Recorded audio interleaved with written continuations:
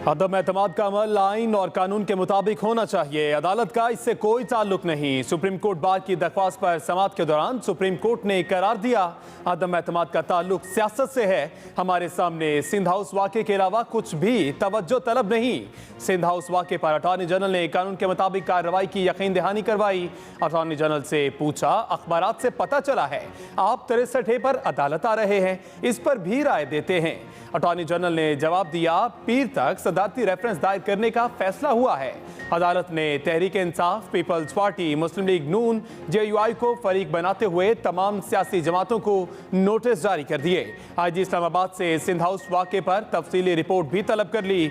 मजीद समाअत पीर को होगी।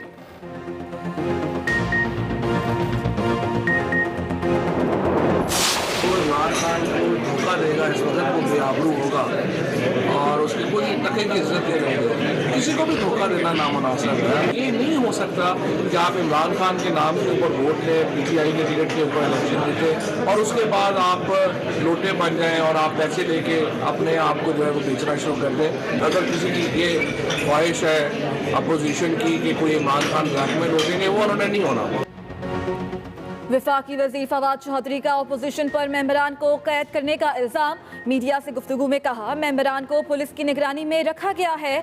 तौबा का दरवाज़ा खुला है, अरकान वापस आ जाएं। वज़ीर आज़म किसी से ब्लैकमेल नहीं होंगे। पहले इमरान खान के नाम पर वोट लेते हैं, फिर लोटे बन जाते हैं। जो अरकान वज़ीर आज़म को वोट देना नहीं चाहते वो इस्तीफ़ा दे दें। वफाकी वज़ीर का सिंध हाउस पर हमले से इजहार ला ताल्लुकी। बोले, कल जो सिंध हाउस में हुआ उसकी कॉल नहीं दी थी। चारों वजीर के उकसाने पे और खुद वजीर आजम इमरान नियाजी जो ये तरगीब दे रहे गुंडागर्दी की और बदतमीजी बदअखलाकी की, उनके खिलाफ 109 के तहत इंसदाद दहशतगर्दी का FIR कट जाए। तो SHO ने दरख्वास्त वसूल करने से इनकार किए। जब मैंने अपनी क़यादत से रब्ता किया है तो मुझे उन्होंने रिसीविंग दी है। रिसीविंग देने के बाद अभी तक FIR नहीं कटी। पीपल्स पार्टी का सिंध हाउस पर हमले का मुकदमा दहशतगर्दी दफात के तहत दर्ज करने का मुतालबा।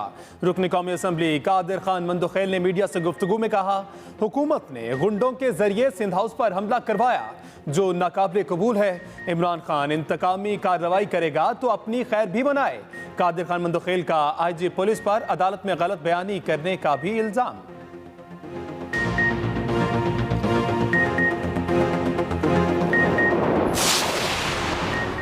तहरीक इंसाफ के 14 मुनहरिफ अरकान कौमी असम्बली को शो कॉज नोटिस जारी। नूर आलम खान, अफजल ढांडला, नवाब शेर वसीर, राजा रियाज, अहमद हसन डहर, राना कासिम नून, अब्दुल गफ्फार वड्डू, मुख्दुम बासित सुल्तान को शो कॉज 63A के तहत जारी किए गए। आमिर तलाल गोपांग, ख्वाजा शराज, सरदार रियाज मजारी, रमेश कुमार, वजीहा कमर और नुसरत पठान से वजाहत तलब करते हुए 7 रोज के अंदर मुआफ़ी मांग कर गैर मशरूत पार्टी में वापस आने की मोहलत। सेक्रेटरी जनरल असद उमर ने खबरदार किया, कहा 7 रोज जवाब न देने और वापस न आने वालों के खिलाफ कानूनी कार्रवाई की जाएगी। सिंध हाउस और अपने ही अरकान असम्बली पर हमले तहरीक अदम एतमाद की कामयाबी की दलील है। अपोजिशन लीडर शहबाज शरीफ की सिंध हाउस पर हमले की मजम्मत। कहा, सिंध हाउस और अरकान कौमी असम्बली पर हमले एतराफ़ है कि इमरान नियाजी हार चुके हैं। अरकान कौमी असम्बली पर हमले मुल्क को खाना जंगी में धकेलने की साजिश है। हुकूमत लाकानूनियत से बात रहे। किसी सियासी रहनुमा, कारकुन या सरकारी इमारत का नुकसान हुआ तो इमरान नियाजी से हिसाब लेंगे।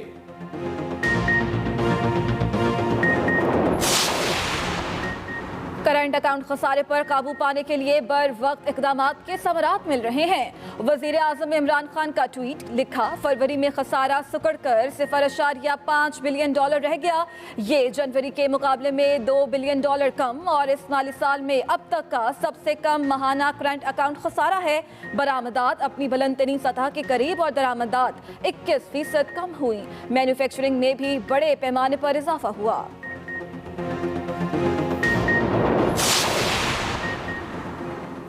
ओआईसी वुज़रा खारजा कौंसिल के ऑफिशियल तराने की लॉन्चिंग तकरीब। वफाकी वुज़रा शाह महमूद कुरैशी, फवाद चौधरी की शिरकत। वज़ीर खारजा शाह महमूद कुरैशी ने कहा 21 मार्च से ऑफिशियल की आमद शुरू हो जाएगी। इजलास 2 रोज़ चलेगा। अफगान तनाज़े समेत मुस्लिम उम्मा को दरपेश मसाइल पर तबादला ख्याल किया जाएगा। दुनिया की तवज्जो भारत में अक़लियतों के खिलाफ मुजालिम पर दिलाई जाएगी। तमाम मेहमानों को 23 मार्च की परेड देखने की दावत भी दी गई। तहरीक अदम एतमाद का जिन बोतल में कैसे बंद किया जाए, वजीर आजम ने आज फिर बनीगाला में अहम इजलास बुला लिया। इमरान खान आज रावलपिंडी रिंग रोड मंसूबे का संगे बुनियाद रखेंगे। तकरीब से भी खिताब करेंगे। रावलपिंडी रिंग रोड 38 किलोमीटर तवील और 6 लेन पर मुश्तमिल होगा। मंसूबे से मुआशी सरगर्मियों को फरोग और रोजगार के मौके पैदा होंगे। इस्लामाबाद और रावलपिंडी में ट्रैफिक का दबाव कम करने में भी मदद मिलेगी।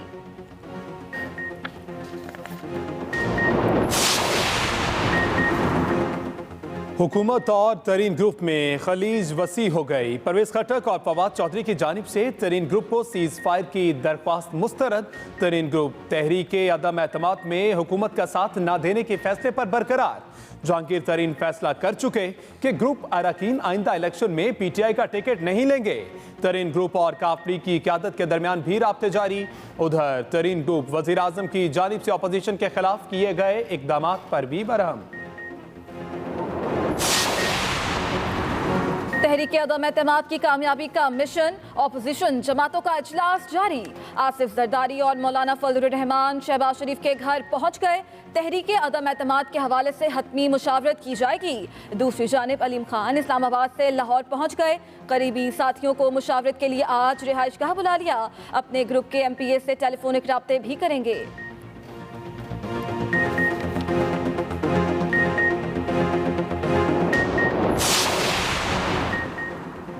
ऑपोजिशन का हुकूमत के खिलाफ प्लान बी भी तैयार। ज़राए के मुताबिक अदम एतमाद की तहरीक नाकाम होने पर वज़ीर आज़म पर एतमाद का वोट लेने के लिए दबाव बढ़ाया जाएगा। प्लान बी में हुकूमत के मुनहरिफ अरकान के इस्तीफे देने का भी ऑप्शन रखा गया। ऑपोजिशन हर सूरत हुकूमत पर नफसियाती दबाव बरकरार रखेगी। वज़ीर आज़म इमरान खान को तहरीक अदम एतमाद के जरिए इक़्तिदार से हटाना प्लान ए का हिस्सा है।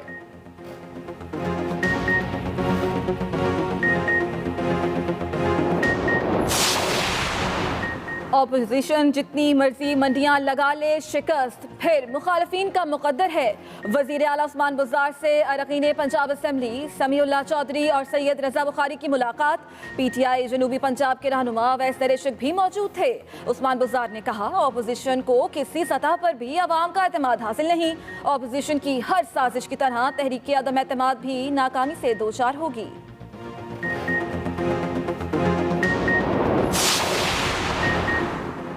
मुल्क की सियासी बीमारी खुलकर सामने आ चुकी, जिसका इलाज इमरान खान करेंगे। तर्जमान पंजाब हुकूमत हसन खावर ने मीडिया से गुफ्तगू में कहा शरीफ बरादरान, आसिफ जरदारी और मौलाना फजलुर रहमान गुज़िश्ता 40 साल से थिएटर लगाते रहे। जल्द बहुत से लोग जेलों में होंगे। पूरे मुल्क और सियासतदानों से दरख्वास्त है कि अवाम के जज्बात और मैंडेट से ना खेलें।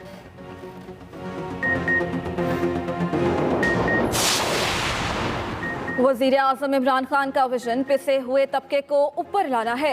वज़ीर मुमलिकत फ़रूख हबीब का फैसलाबाद में तकरीब से खिताब। कहा बढ़ती आबादी को देखकर इक़दाम कर रहे हैं। मेरा घर स्कीम वज़ीर आज़म का ख्वाब था। वज़ीर आज़म ने बैंकों को आसान कर्ज देने की दरख्वास्त की है। हमने पिसे हुए तबके को घर की मिल्कियत का हक देना है।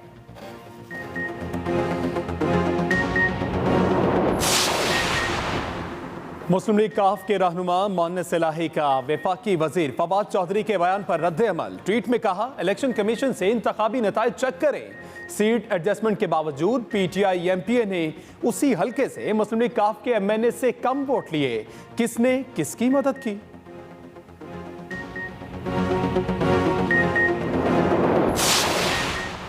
जो शख्स किराए के घर पे रह रहा है अब वो अपना घर बना सकता है। गवर्नर स्टेट बैंक रजा बाकिर का फैसलाबाद में तकरीब से खिताब। गवर्नर स्टेट बैंक ने कहा मुल्क की बेशतर आबादी के पास अपना घर नहीं। बैंक लोगों को घर बनाने के लिए कर्जे दे रहे हैं। एक आदमी माहाना किराया जितनी रकम देकर घर का मालिक बन सकता है। वजीर आज़म ने तमाम इदारों को हिदायत कर दी है कि वो अपना किरदार अदा करें।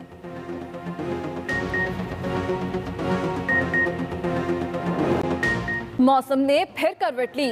रात गए इस्लामाबाद और करीबी इलाकों में गरज चमक के साथ बारिश। आज़ाद कश्मीर के इलाके में तेज आंधी, कई छतें ले उड़ी, दरख्त जड़ों से उखड़ गए, बिजली की सप्लाई मुअत्तल। आज से खैबर पख्तूनख्वा, गिलगित बल्तिस्तान समेत पंजाब के मुख्तलिफ शहरों में भी बारिश की तवक्को। कहीं कहीं यालाबारी भी हो सकती है। शिमाली बलोचिस्तान में भी बारिशों का इम्कान। बारिशों का मौजूदा सिस्टम आइंदा 5 रोज तक बारिशें बरसा सकता है।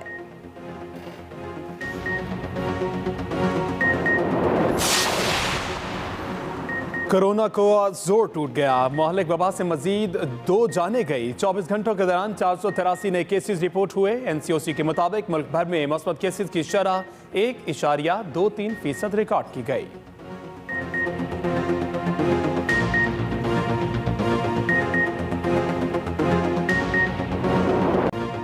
आगाज में बात करें, तहरीक इंसाफ के 14 मुनहरिफ अरकान कौमी असम्बली को आर्टिकल 63A के तहत शोकॉज नोटिस जारी। नूर आलम खान, अफजल ढांडला, नवाब शेर वसीर और राजा रियाज को शोकॉज नोटिस जारी किया गया है। अहमद हुसैन ढेर, राना कासिम नून, अब्दुल गफ्फार भट्टू, मखदूम बासित सुल्तान को भी पार्टी की जानिब से शोकॉज नोटिस जारी किया गया है। आमिर तलाल गोपांग, ख्वाजा शिराज, सरदार रियाज मजारी, रमेश कुमार को भी शोकॉज नोटिस जारी हुआ। रुकन कौमी असम्बली वजीहा कमर और नुसरत पठान को भी PTI ने शोकॉज नोटिस जारी कर दिए। अरकान को 7 रोज के अंदर माफी मांगकर गैर मशरूत पार्टी में वापस आने की मोहलत भी दी गई है। शोकॉज नोटिस में मुनहरिफ अरकान से वजाहत भी तलब की गई। शोकॉज नोटिस में मुनहरिफ अरकान से वजाहत भी के मुताबिक वज़ीर आज़म इमरान खान से अटॉर्नी जनरल खालिद जावेद की मुलाकात हुई। मुख्तलिफ कानूनी अमूर पर भी मुशावरत की गई। अटॉर्नी जनरल ने तहरीक इंसाफ के कारकुनान के सिंध हाउस वाक़े पर अदालती तशवीश से मुतल्लिक वज़ीर आज़म को आगाह किया। वज़ीर आज़म इमरान खान से अटॉर्नी जनरल की मुलाकात हुई। मुख्तलिफ कानूनी अमूर पर भी मुशावरत की गई है। अहम खबर है, आपको बताएं कि अटॉर्नी जनरल ने तहरीक इंसाफ के कारकुनान के सिंध हाउस वाक़े पर अदालती तशवीश से आगाह किया है।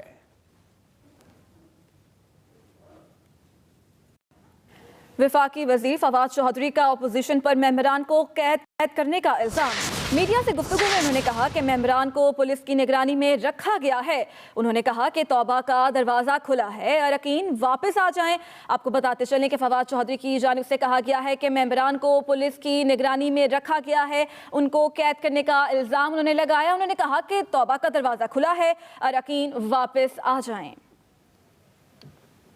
इमरान खान को धोखा देगा इस वक्त वो बेआबरू होगा और उसकी कोई तक की इज्जत नहीं रहेगी। किसी को भी धोखा देना नामुनासिब है। आपने इस्तीफा देना है, आपने वापस हल्कों में जाना है, इलेक्शन लड़ने हैं और अगर आप जीतते हैं तो आप जिस मर्जी को वोट दें। लेकिन ये नहीं हो सकता कि आप इमरान खान के नाम के ऊपर वोट लें, PTI के टिकट के ऊपर इलेक्शन जीतें और उसके बाद आप लोटे बन जाएं और आप पैसे लेके अपने आप को जो है वो बेचना शुरू कर दें। इमरान खान ने कोई ब्लैकमेल नहीं होना इस सिचुएशन में किसी से। अगर किसी की ये ख्वाहिश है अपोजिशन की कि कोई इमरान खान ब्लैकमेल हो जाएंगे, वो उन्होंने नहीं होना।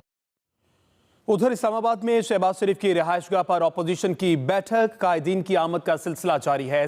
साबिक सदर आसिफ जरदारी और chairman Peoples Party Bilawal Bhutto पहुंच चुके हैं। मौलाना फजलुर रहमान, यूसुफ रजा गिलानी, शाहिद खान अब्बासी, अख्तर मेंगल और दीगर भी मौजूद हैं। इजलास में तहरीक अदम एतमाद समेत मुल्क की सियासी सूरत हाल पर गुफ्तगू होगी। इसी हवाले से मजीद तफसीलात जानते हमारे नुमाइंदे खालिद महमूद से। जी खालिद, बताइएगा कौन कौन से रहनुमा आ चुके हैं और ये इजलास कब शुरू होगा? देखें जी, ये PDM का इजलास है जिसमें तमाम जो PDM की जमातें हैं वो शरीक हैं, उनके जो सरबराहान हैं वो भी शरीक हैं। बज़ाहिर इसको अपोजिशन पार्टियों का इजलास डिक्लेयर किया गया है, लेकिन क्योंकि ये PDM की सारी जमातें थी जिसमें 11 जमातें ये शामिल थी, जिसमें पाकिस्तान पीपल्स पार्टी और ANP के लोग जो है वो पहले अलहदा हो गए थे। लेकिन अब से तरीके अदम एतमाद आई है, ये लोग सब जो है एक प्लेटफॉर्म पर मौजूद हैं। शहबाज शरीफ की रिहाइशगाह पर इस वक्त ये इजलास जारी है जिसमें मौलाना फजल रहमान भी शरीक है, जबकि आसिफ अली जरदारी और बिलावल भुट्टो जरदारी भी इस मुलाकात में पहुंच चुके हैं। जबकि इनकी जो मजीद कायदीन है, रहनुमा है, वो भी आज इस इजलास में जो है वो शरीक हैं। तरीके अदम एतमाद के हवाले से बातचीत की जा रही है, खासकर जो नंबर गेम है उसके ऊपर तमाम जो अपोजिशन जमातें हैं वो मुशावरत कर रही हैं कि इनके पास कितने अरकान है और मजीद कितने अरकान इनको दरकार होंगे। इस हवाले से ये एक हतमी मशावरत है। अपोजिशन लीडर्स जो हैं वो तमाम जो सियासी जमातों के जो कायदीन हैं वो इस मुलाकात में मौजूद हैं और ये मरहला जो है ये हतमी मरहला है जिसमें तमाम जमातें जो हैं वो अपना अपना जो नंबर्स गेम है वो शो कर रही हैं और दूसरे जो कायदीन हैं उनको बताया जा रहा है कि उनके पास कितने लोग हैं और वो किस तरह ईवान में जाएंगे और किस तरह की वोटों की गिनती होगी उसमें शरीक होंगे। इस हवाले से ये मशावरती इजलास इंतहाई अहम है। इसमें अहम फैसले मतवक्को है कि आज के इजलास में फैसला कर लिया जाएगा कि अपोजिशन के पास कितने लोग हैं और वो ईवान में किस तरह जाएंगे। जबकि इसी इजलास में कल या परसों जो कौमी असम्बली का इजलास बुलाया जा रहा है उस बारे में मुशावरत की जा रही है तो उस इजलास में किस तरह अपोजिशन जो अपना किरदार अदा करेगी इस हवाले से भी बातचीत की जा रही है। और तीसरा जो अहम इशू है इस मुलाकात में वो लॉन्ग मार्च का है क्योंकि 24 को पाकिस्तान मुस्लिम लीग नून ने लॉन्ग मार्च का ऐलान किया। लाहौर से मरियम नवाज शरीफ जो है वो लॉन्ग मार्च की क़यादत करती हुई इस्लामाबाद पहुंचेंगी। उस हवाले से भी बातचीत की जा रही है कि इसका पड़ाव कहाँ पे होगा इस्लामाबाद में और जो पाकिस्तान मुस्लिम लीग नून है उनकी जानिब से आगाह किया जा रहा है कि रास्ते में कहाँ कहाँ स्टे होगा और 27 मार्च को ये लॉन्ग मार्च इस्लामाबाद पहुंचेगा। इस हवाले से तमाम तर इंतजाम जो किए जा रहे हैं अपोजिशन की जानिब से उस बारे में भी आगाह किया जा रहा है। जी बहुत शुक्रिया खालिद महमूद, आपने तमाम तफसीलात